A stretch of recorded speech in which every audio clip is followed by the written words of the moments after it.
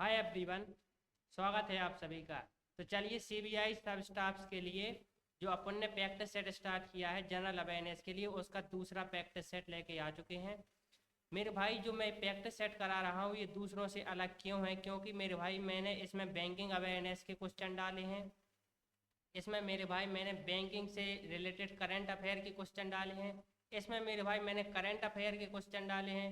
इसके अलावा मेरे भाई मैंने इसमें स्टैटिक जीके के क्वेश्चन डाले हैं। मेरे भाई मैंने इसमें इम्पोर्टेंट बुक एंड ऑथर के क्वेश्चन डाले हैं, बुक एंड ऑथर के। इसके अलावा मेरे भाई मैंने इसमें क्या किया है, एडिशनल फैक्ट को भी लिया है, 4 से 5 एडिशनल फैक्ट को, जिससे आपके एक ही क्वेश्चन से 4 से 5 क्वेश्चन तैयार हो रहे हैं। आप यकीन मानो मेरे भाई कि यदि आप जो मैं इस सीरीज करा रहा हूँ यदि आप इसको कंप्लीट कर लेते हैं तो 10 से 15 क्वेश्चन आपको एग्जाम में हूबहू यहीं से मिलेंगे। आप इस बात को लिख के रख दीजिए। चलिए मेरे भाई देखते हैं पहला क्वेश्चन क्या है। आरबीआई से संबंधित अपन ने कुछ क्वेश्चन पिछले पार्ट में भी किए थे, आज भी कर रहा हूँ मेरे भाई, जिससे आरबीआई से संबंधित कंप्लीट टॉपिक हो जाएगा। तो पहला क्वेश्चन है, भारतीय रिजर्व बैंक का वर्तमान गवर्नर कौन है? तो शक्तिकांत दास जी आरबीआई के वर्तमान गवर्नर हैं। शक्तिकांत दास ने 12 दिसंबर 2018 को कार्यभार संभाला था और वे भारतीय प्रशासनिक एक आईएएस पूर्व अधिकारी हैं। और मेरे भाई ये एक इम्पोर्टेंट फैक्ट है कि उनका कार्यकाल 3 साल के लिए बढ़ा दिया गया है, एग्जाम में पूछा जा सकता है। मेरे भाई ये 2 फैक्ट उतने ज़्यादा इंपॉर्टेंट नहीं है, लेकिन आप इन 3 को पढ़ लीजिए। चलिए मेरे भाई अगला क्वेश्चन देखिए। अगला क्वेश्चन है, प्रधानमंत्री जन धन योजना का क्या उद्देश्य है? ये इंपॉर्टेंट क्वेश्चन है, 3 स्टार क्वेश्चन है मेरे भाई। तो प्रधानमंत्री जन धन योजना का जो उद्देश्य है मेरे भाई वो है फाइनेंशियल इंक्लूजन या वित्तीय समावेशन। तो मेरे भाई इस योजना के बारे में और भी फैक्ट देखिए आप कि यह योजना मेरे भाई 28 अगस्त 2014 से शुरू हुई थी। इस योजना के तहत बिना बैंक खाता वाले व्यक्तियों के लिए खाते खोले जाना है मेरे भाई। इस योजना में जीरो बैलेंस का खाता भी खोला जा सकता है। इसके अलावा मेरे भाई योजना में मेरे भाई दुर्घटना बीमा कवर है। इसके अलावा मेरे भाई इसमें अभी तक कुल 40 करोड़ से अधिक खाते खोले जा चुके हैं। चलिए मेरे भाई अगला क्वेश्चन देखते हैं। अगला क्वेश्चन है कि भारतीय स्टेट बैंक के वर्तमान चेयरमैन कौन है? Who is the current chairman of state bank of India? तो दिनेश कुमार खारा जी हैं। दिनेश कुमार खारा 7 अक्टूबर 2020 को उन्होंने चेयरमैन का पद संभाला था। वे भारतीय स्टेट बैंक के प्रबंधक निर्देशक अर्थात मेरे भाई मैनेजिंग डायरेक्टर भी रह चुके हैं। ये 3 उतने ज़्यादा इंपॉर्टेंट फैक्ट नहीं है, लेकिन आप इस 2 को याद कीजिए कि उन्होंने 7 अक्टूबर 2020 को चेयरमैन का पद संभाला था और वे स्टेट बैंक ऑफ इंडिया के मैनेजिंग डायरेक्टर भी रह चुके हैं। चलिए मेरे भाई अगला क्वेश्चन देखिए, राष्ट्रीयकृत बैंकों का पहला समूह कब राष्ट्रीयकृत किया गया? तो पहला समूह मेरे भाई 1969 में राष्ट्रीयकृत किया गया था और इसमें मेरे भाई 14 बैंकों को राष्ट्रीयकृत किया गया था। तो इसमें है मेरे भाई कि 9 जुलाई 1969 को 14 बैंकों का राष्ट्रीयकरण किया गया था।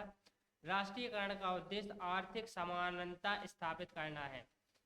तो मेरे भाई उस समय जो बैंकों का राष्ट्रीयकरण किया गया था उसका उद्देश्य क्या था? आर्थिक समानता को प्राप्त करना। चलिए मेरे भाई इस पहल का नेतृत्व तत्कालीन प्रधानमंत्री इंदिरा गांधी ने किया था। इन बैंकों में भारतीय स्टेट बैंक शामिल नहीं था। भारतीय स्टेट बैंक शामिल नहीं है मेरे भाई इन 14 बैंकों, क्योंकि भारतीय स्टेट बैंक का तो राष्ट्रीयकरण मेरे भाई 1955 को कर दिया गया था, जब इंपीरियल बैंक ऑफ इंडिया से स्टेट बैंक ऑफ इंडिया बना था। दूसरे समूह का राष्ट्रीयकरण अर्थात मेरे भाई जब 14 बैंकों का राष्ट्रीयकरण तो 1969 में हुआ। इसके बाद मेरे भाई बैंकों का राष्ट्रीयकरण किया गया था। पहली बार राष्ट्रीयकरण मेरे भाई उसके बाद मेरे भाई किया गया था 19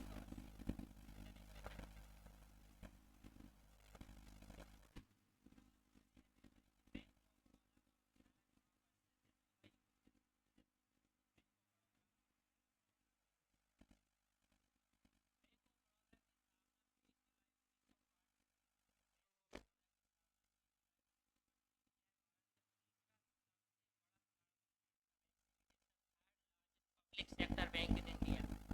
बैंक के संस्थापक महाराजा सयाजीराव गायकवाड़।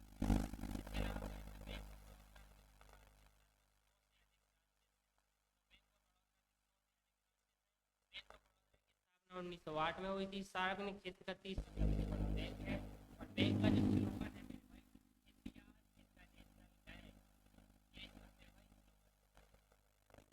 कौन सा बैंक भारत में सबसे अधिक शाखाएं रखता है? Which bank has the most branches in India? मेरे भाई उसका आंसर है स्टेट बैंक ऑफ इंडिया की सबसे अधिक शाखाएं हैं। और कितनी शाखाएं हैं? 24,000 से अधिक शाखाएं। यह भारत का सबसे बड़ा सार्वजनिक क्षेत्र का बैंक है। तो largest public sector bank in India कौन है मेरे भाई? तो वह state bank of India. SBI की स्थापना है मेरे भाई 1 जुलाई 1955 को हुई थी, मैंने बता चुका हूँ आपको। इसका मुख्यालय मुंबई में स्थित है और एसबीआई का नेटवर्क पूरे भारत और विदेशों में फैला हुआ है। चलिए अगला क्वेश्चन देखते हैं। अगला क्वेश्चन है क्या कि नाबार्ड का मुख्यालय कहाँ पर है? तो नाबार्ड का मुख्यालय मेरे भाई कहाँ पर है? मुंबई में है। नाबार्ड की स्थापना 12 जुलाई 1982 को हुई थी। यह ग्रामीण विकास के लिए वित्तीय सेवाएं प्रदान करता है। नाबार्ड का जो फुल फॉर्म है मेरे भाई national bank for agriculture and rural development है। And national bank for agriculture and rural development है। ये क्वेश्चन इंपॉर्टेंट है, आ सकता है। यह भारतीय रिजर्व बैंक के तहत काम करता है मेरे भाई। ये भारतीय रिजर्व बैंक के अंडर काम करता है। कौन? नाबार्ड। इसके अलावा मेरे भाई नाबार्ड किसी और ग्रामीण क्षेत्रों के लिए नीतियां बनाता है। सबसे हाल ही में किस बैंक ने मर्जर के तहत देना बैंक और विजया बैंक का अधिग्रहण किया है? तो मेरे भाई देना बैंक और विजया बैंक किस में मर्ज हो गए, ये क्वेश्चन पूछा गया है। तो देना बैंक और विजया बैंक मेरे भाई बैंक ऑफ बड़ौदा में मर्ज हो गया है। Bank of Baroda. इसके अलावा मेरे भाई यह मर्जर 1 अप्रैल 2019 को हुआ था। इस मर्जर के बाद बैंक ऑफ बड़ौदा तीसरा सबसे बड़ा बैंक बन चुका है पब्लिक सेक्टर का। तो मेरे भाई मैं आपको बता ही चुका हूँ पहले। इस मर्जर का उद्देश्य बैंकों की दक्षता और प्रभावशीलता को बढ़ाना था। विजया बैंक और देना बैंक की सभी शाखाएं अब बैंक ऑफ बड़ौदा की शाखाएं बन गई हैं। इस मर्जर ने बैंक ऑफ बड़ौदा की ग्राहकशीलता को व्यापक पैमाने पर बढ़ाया है। चलिए अगला क्वेश्चन देखते हैं मेरे भाई।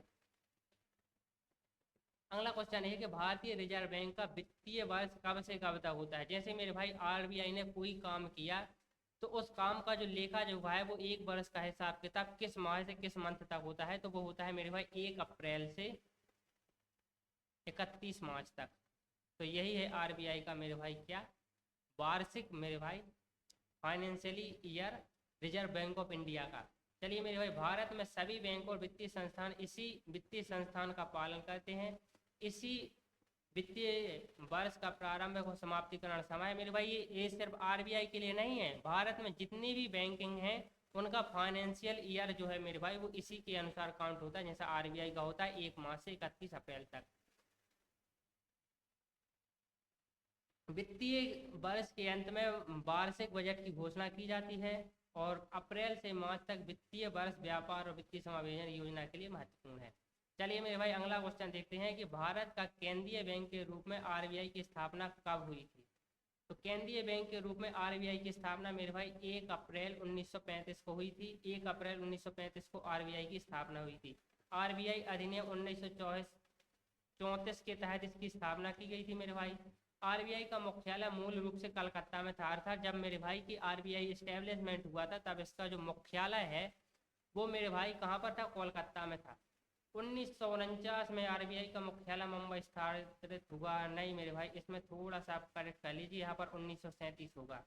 1937 में मेरे भाई आरबीआई का जो मुख्यालय है वो मुंबई स्थानांतरित किया गया था। आरबीआई भारत की मौद्रिक नीति को नियंत्रित करता है। यह देश की मुद्रा और क्रेडिट प्रणाली को स्थिर रखने के लिए जिम्मेदार है। तो देश की मुद्रा और क्रेडिट प्रणाली को जो मेरे भाई स्थिर रखने के लिए जिम्मेदार कौन है? तो reserve bank of India RBI. चलिए मेरे भाई अगला क्वेश्चन देखते हैं। अगला क्वेश्चन है मेरे भाई हाल ही में किस बैंक ने योनो नामक डिजिटल बैंकिंग प्लेटफॉर्म लॉन्च किया है? तो स्टेट बैंक ऑफ इंडिया ने। योनो का फुल फॉर्म क्या है मेरे भाई? You only need one. इस प्लेटफॉर्म को 24 सितंबर 2017 में लॉन्च किया गया था मेरे भाई। इंपॉर्टेंट है क्योंकि स्टेट बैंक ऑफ इंडिया से संबंधित है। योनो प्लेटफॉर्म के माध्यम से विभिन्न बैंकिंग और वित्तीय सेवाएं प्रदान की जाती हैं। योनो प्लेटफॉर्म पर 10 करोड़ से अधिक उपयोगकर्ता पंजीकृत हैं। चलिए अगला क्वेश्चन देखते हैं। भारत में वर्तमान रिजर्व बैंक के डिप्टी गवर्नर कौन है? तो मेरे भाई क्वेश्चन पूछा जा सकता है। तो डिप्टी गवर्नर कौन कौन है? महेंद्र कुमार जैन है, एम राजेश्वर राव है, माइकल देवदत्त पात्रा है और टी रविशंकर है। तो मेरे भाई आरबीआई में मेरे भाई एक मेन गवर्नर होता है, उसके अलावा मेरे भाई 4 जो हो मेरे भाई वो सब गवर्नर होते हैं। तो वो 4 कौन कौन है? महेश कुमार जैन, एम राजेश्वरम, माइकल देवव्रत और टी राजा शंकर। डिप्टी गवर्नरों की नियुक्ति केंद्र सरकार द्वारा की जाती है मेरे भाई। वे आरबीआई के गवर्नर को विभिन्न मामलों में सहायता करते हैं। प्रत्येक डिप्टी गवर्नर के पास विशिष्ट विभागों का प्रभार होता है। उनका कार्यकाल आमतौर पर 3 साल का होता है। डिप्टी गवर्नर आरबीआई की नीतियों और संचालन में महत्वपूर्ण भूमिका निभाते हैं। चलिए अगला क्वेश्चन देखते हैं। अगला क्वेश्चन है कि भारतीय रिजर्व बैंक का मुख्यालय कहाँ पर है? तो ये आपको पता ही होगा, मुंबई में है। मूल रूप से इसका मुख्यालय कोलकाता में था और 1949 में इसका मुख्यालय, ये क्वेश्चन मैं करवा चुका हूँ, फिर भी आप लिख लीजिए, 1949 नहीं 1937 होगा। और मुंबई वित्तीय केंद्र के रूप में जाना जाता है। आरबीआई के पास पूरे भारत में क्षेत्रीय कार्यालय हैं। मुख्य रूप से आरबीआई की प्रमुख नीतियाँ और निर्णय किए जाते हैं। भारत का पहला पूर्ण डिजिटल बैंक कौन है मेरे भाई? Which is the India's first fully digital bank? तो फिनो पेमेंट्स बैंक मेरे भाई भारत का पहला पूर्णतः डिजिटल बैंक है। फिनो पेमेंट्स बैंक की जो लॉन्च है मेरे भाई 4 अप्रैल 2017 को हुआ था। ये इतने ज़्यादा इंपॉर्टेंट नहीं है। चलिए अगला क्वेश्चन देखते हैं। अगला क्वेश्चन कौन सा है मेरे भाई? कौन सा बैंक बैंक ऑफ बड़ौदा का प्रमुख संस्थापक था? विच appointed founder establishment the bank of India? तो बैंक ऑफ इंडिया का प्रमुख संस्थापक कौन था?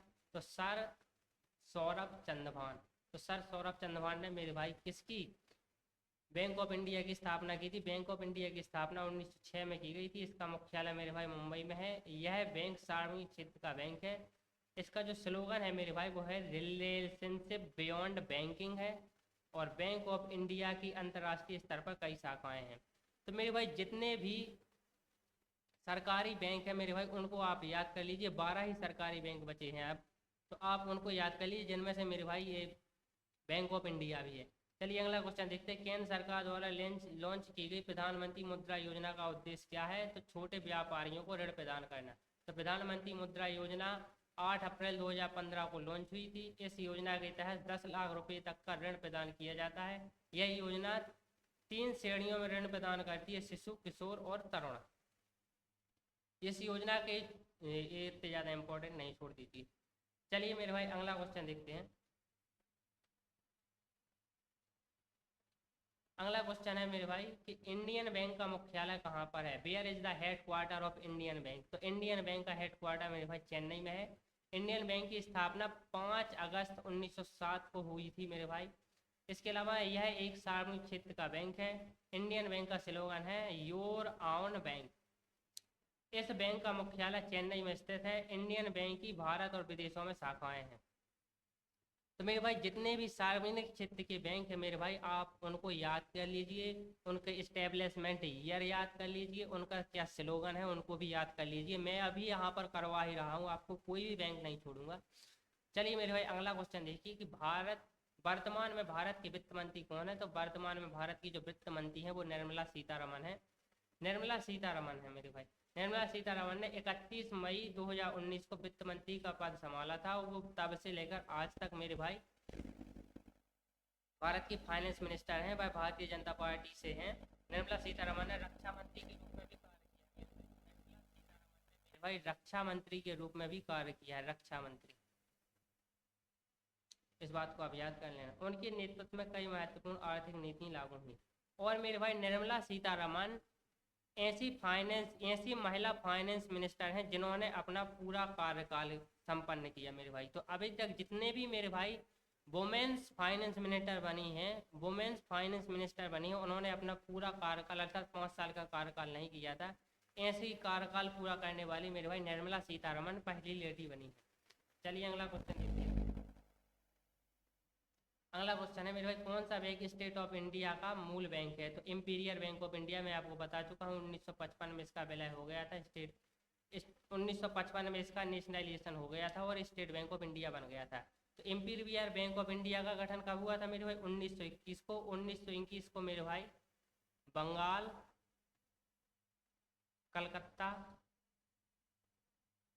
कलकत्ता बंगाल मेरे भाई, मद्रास और मेरे भाई मुंबई, इन तीनों को मर्ज करके मेरे भाई एक बैंक बनाया गया था जिसका नाम रखा गया था मेरे भाई इंपीरियल बैंक ऑफ इंडिया। इन तीनों प्रेसिडेंसी को विलय किया गया था। कौन कौन? बंगाल की कोलकाता को मेरे भाई, मद्रास को और मुंबई को। एसबीआई अब भारत का सबसे बड़ा बैंक है। तो मेरे भाई तो भारत के पब्लिक, भारत के मेरे भाई सार्वजनिक क्षेत्र का जो सबसे बड़ा बैंक है वो एसबीआई है। इसका हेडक्वार्टर मेरे भाई मुंबई में स्थित है। वर्तमान में भारतीय संसद में कितने सदस्य हैं? तो मेरे भाई भारतीय संसद में टोटल राज्यसभा और लोकसभा को मिलाकर मेरे भाई 543 और 245 को आप ऐड कर लीजिए, इतने सदस्य हैं। लगभग 788 होता है। तो 788 सदस्य हैं। लोकसभा के चुनाव हर 5 साल में होता है मेरे भाई। राज्यसभा के सदस्य 6 साल के लिए चुने जाते हैं और इसके लिए मेरे भाई चुनाव अप्रत्यक्ष रूप से होता है, प्रत्यक्ष चुनाव नहीं होता है। लोकसभा को मेरे भाई निचला सदन कहा जाता है, राज्यसभा को उच्च सदन कहा जाता है और संसद का प्रमुख कार्य कानून बनाना है। तो इम्पोर्टेंट पॉइंट है। तो ये रहे मेरे भाई सीबीआई सब स्टाफ्स के लिए जनरल अवेयरनेस का दूसरा प्रैक्टिस सेट। तो इसमें मेरे भाई मैंने आपको महत्वपूर्ण बैंकों का इस्टेब्लिशमेंट, उनका स्लोगन, उनका इस्टेब्लिशमेंट ईयर और मेरे भाई वो किस क्षेत्र की बैंक है ये समझा। स्टेट बैंक ऑफ इंडिया के बारे में समझा, आरबीआई के कार्य समझे, फाइनेंस मिनिस्टर की पोजीशन समझी, फाइनेंस मिनिस्टर कौन है जो पहली बार चुनी गई। चलिए मेरे भाई अगला पार्ट आएगा, उसमें मेरे भाई बैंकिंग अवेयरनेस से संबंधित कुछ करंट अफेयर की बहुत महत्वपूर्ण क्वेश्चन लेंगे।